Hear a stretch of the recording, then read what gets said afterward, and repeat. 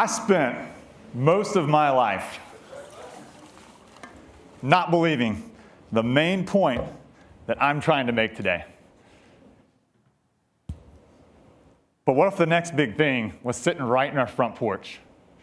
So I'm born and raised in the South, and when I was 6 years old, I launched my first venture, along with my brother and sister who are here today, and we built a putt-putt course in our backyard, violated all kinds of HOA rules, and we would charge kids from around the neighborhood to come play around a putt-putt. Pine Acres Putt-Putt was the name.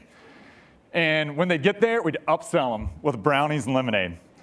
My mom literally found the old sign that we had created from decades ago.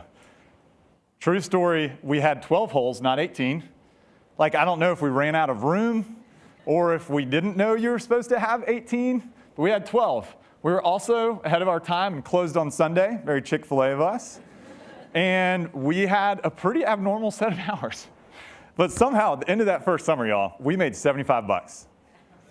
So like in kid terms, in the late 80s, if you had told me that we had just made $1 million, I would have been like, I know. You know, like, I can hook you up, right? And I wouldn't have said it like this at the time, but that was my conversion moment. So Jesus came later, thankfully, but for entrepreneurship, I was like, this is cool. I like the feel of it. I love building, creating. I didn't put words to it like that at the time. But what I did do is, as I started growing up, I started believing the same thing that pretty much everybody around here and around me who was interested in innovation and entrepreneurship started believing.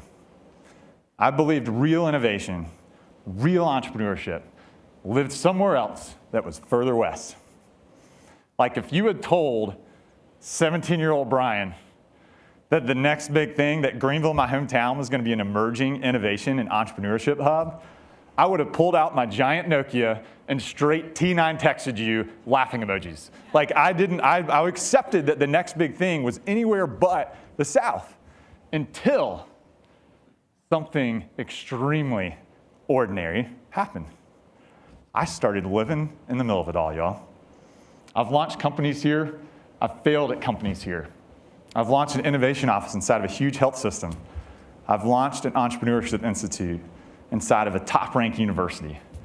And over the past 15 years or so, I've sat around the table around 650 or so different startups, which means I know how to mess things up.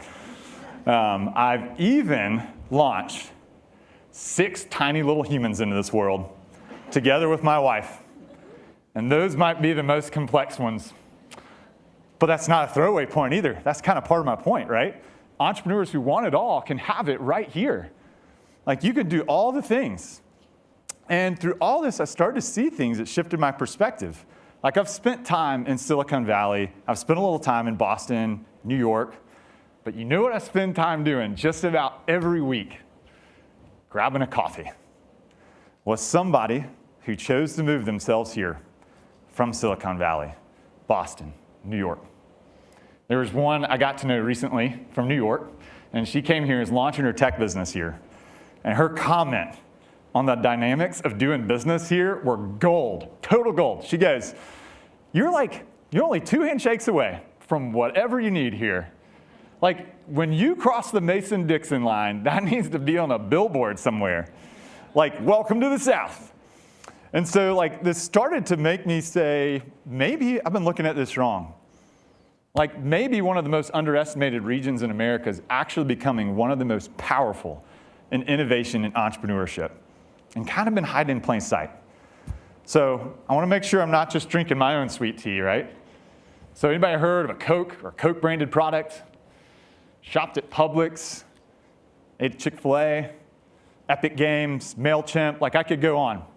Played around at Pine Acres Putt-Putt, right? It wasn't a great experience. But what I would say is that there are data points showing that I'm not just full of my own sweet tea. Let's talk about venture capital. How's that showing up? Over the past 4 years, Southern startups have more than doubled the amount of venture capital that they're capturing. We now account for a little over 20% of all venture capital deployed in the entire nation. That's pretty cool. What about job growth, economic prosperity? So you want to make a wild guess for where 2/3 of all job growth has happened over the past 4 to 5 years in the entire nation? California. I'm just kidding. That was a terrible, shouldn't be funny. But the South, y'all. That's happened in the South. And to put an exclamation mark on that one, there are 193 countries in the world, according to the UN. If you were to just take the collective economies of Atlanta, of upstate South Carolina, of Charlotte, we'd be bigger than 170 of the countries in the world. That's nuts. That's totally nuts, right? But I want to stop because I don't want to frame this in the wrong way and mislead you on the point I'm really trying to make. Like, this isn't just a metrics or catching up thing. I'm not literally saying that we are becoming and building Silicon Valley. That's not my point. I think we're building something different and something maybe a little better. I think it's something that maybe a story would help with. So there's a founder here locally. I'm going to call him Peter Barth, because that's his name.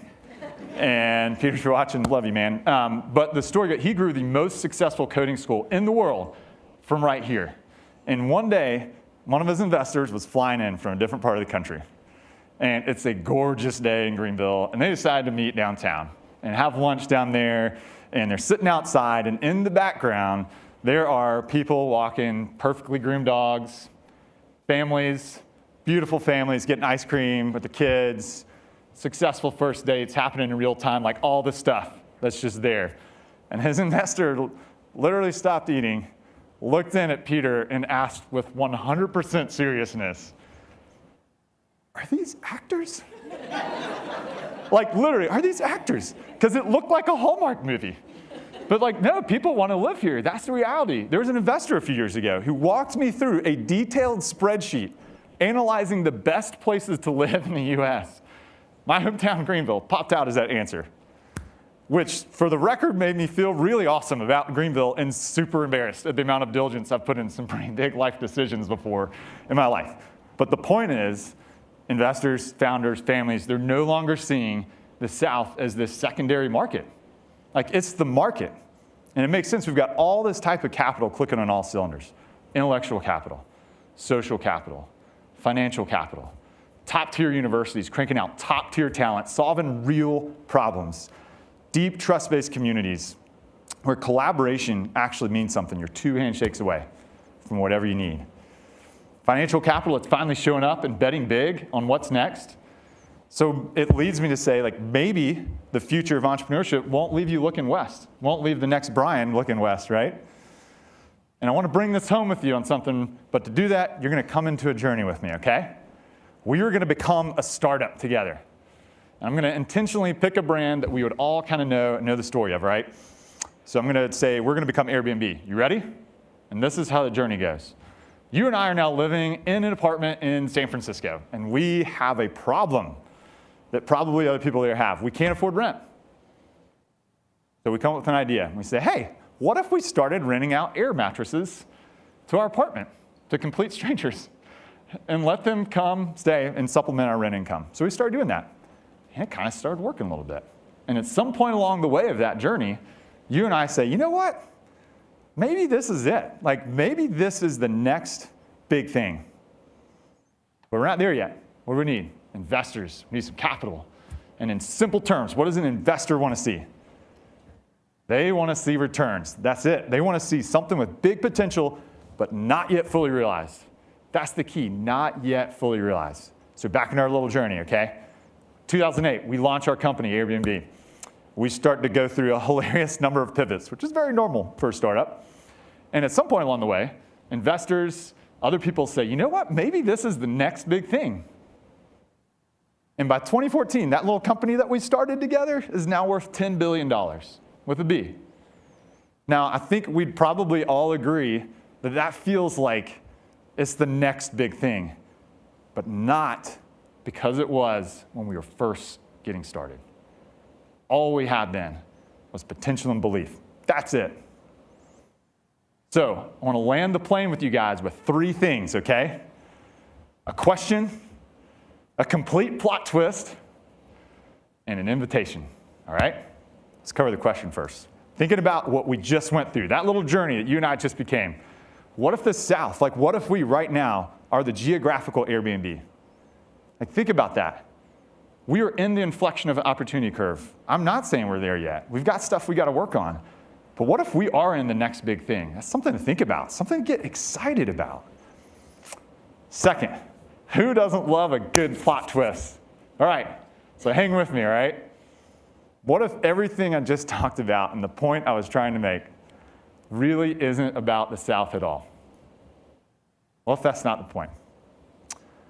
What if it's really a real-life metaphor for something that many of us, me included, fall prey to and struggle with a lot of days in our lives? Like, the reality is right now, someone could be giving a phenomenal TED Talk in California about how the future of innovation remains in Silicon Valley. They'd be wrong, but they could be doing it. So what if this is really a much more personal point and takeaway, y'all? Like, every one of us tends to underestimate our own potential and the power of where we already are. So what if this is really a call to stop wondering if you are capable of becoming the next great leader, the next great company, the next great entrepreneur, and start embracing the fact that maybe the next big thing already has your fingerprints all over it. Think about that. So I'm going to leave you with this invitation.